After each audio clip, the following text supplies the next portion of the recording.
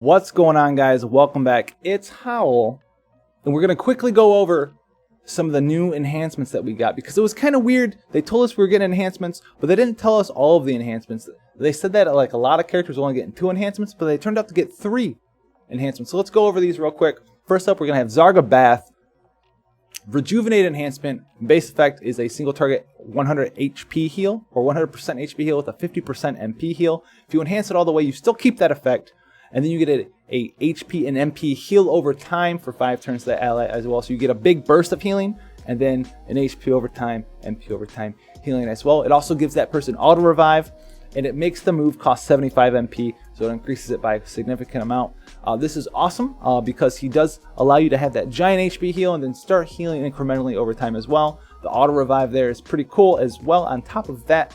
So you put this on your tank, full heal your tank, make him heal a little bit on top of that afterwards, and in case your tank dies, he'll come right back. Super awesome for cover tanks. Definitely enhances skill if you're using Zargabaath. Now we have Arcadian Light next, another extremely strong one. Basically, if you don't have CG Nicole and you want to use Zargabaath, Zargabaath's going to kick every bard, in my opinion, out of your party off of this enhancement alone. So increase the defense, attack, magic, and spirit by 100% for 4 turns to all allies.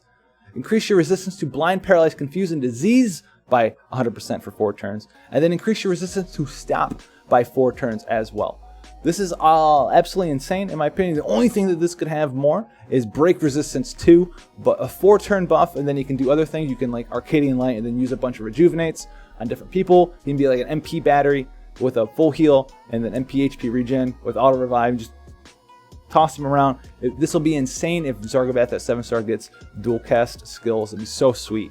Definitely enhance the skill if you want to use your Zargabaath. Now, Word of Law, if you max it out, the damage multiplier goes up, not at all, but the mitigation multiplier goes up to 30% from 20%, and it lasts 4 turns instead of 2 turns.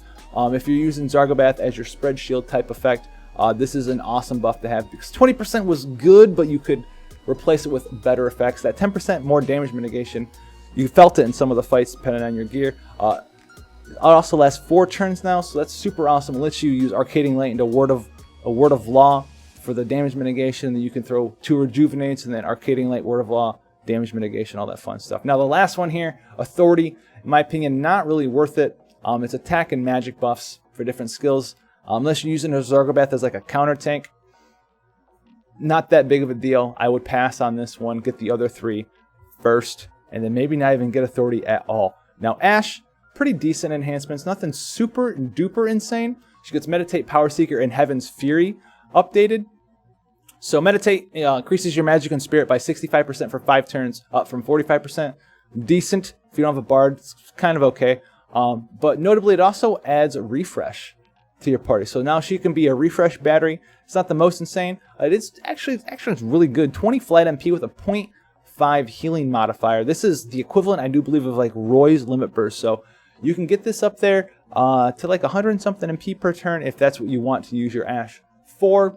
But you can probably pass on this if you already have an MP battery, you already have a bard or something like that, some sort of buffer. You don't really need this. Now Power Seeker, she'll get 80% attack and magic instead of 50%, and as well as HP and MP plus 20% when equipped with a sword.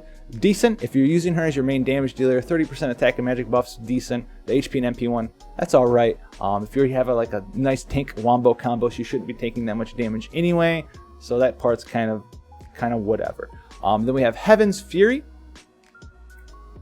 A magic damage 3.0 multiplier now instead of 2.3, and a healing modifier increase. The base healing went up double from 1200 to 2400.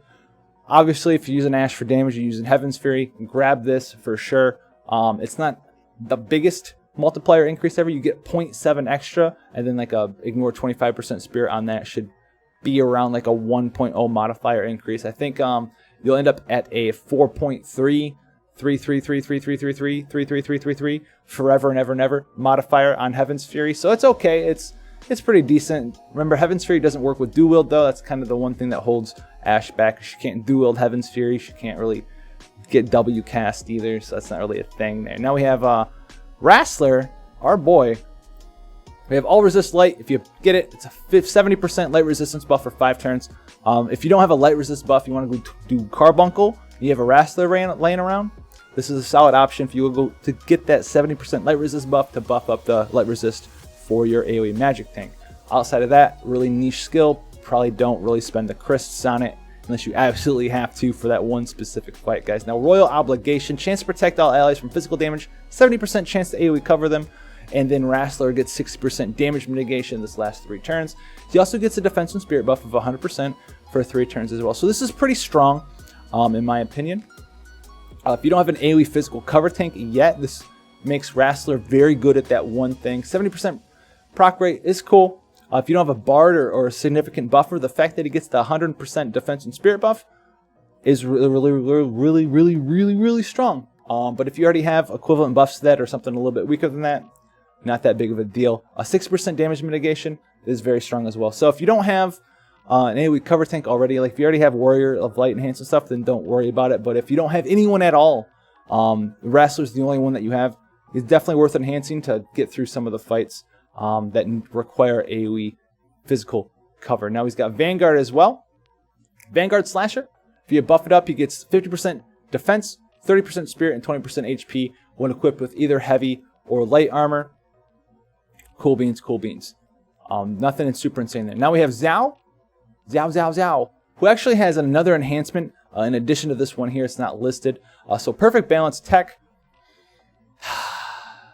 Alright, so Perfect Balance used to skip your turn. It no longer skips your turn. She gets 100% attack and defense. She heals her HP and MP over time, so it's HP and MP refresh. And she has 100% chance to counter any physical attacks that are targeted at a different party member. That's it. So like if your AoE cover tank gets attacked, Zhao is going to counter for you with a 2x modifier. Now the 2x modifier I do believe comes from the enhancement that is not listed here. Her counter attack passive also can be enhanced, and it changes it so it changes from a 1.0 multiplier to a 2.0 multiplier. I think that's where this number is coming from, the 2.0 here. I don't think if you enhance this one in particular, you actually get the 2.0 multiplier. That probably comes from enhancing her counter, but maybe not. Maybe the counter enhance is for her normal counter, and the Perfect Balance enhance is for the new counter that's for your allies. So the bad thing about this is it's maxed out to 3 a turn. Now we have Unleashed Chakra, which gives her 200% Berserk. Okay, and Berserk attack will stack with other attack buffs. So if you have like another 100% attack buff laying around in your team, you can have like 300% attack on your Zhao. And this lasts for 3 turns. She also gets a 100% chance to be targeted for 3 turns. She gets 30% damage mitigation for 3 turns as well. And auto revive 80% HP. So this allows her to become a tank. You're gonna want to make her like a counter tank, but she's gonna be kind of squishy a little bit.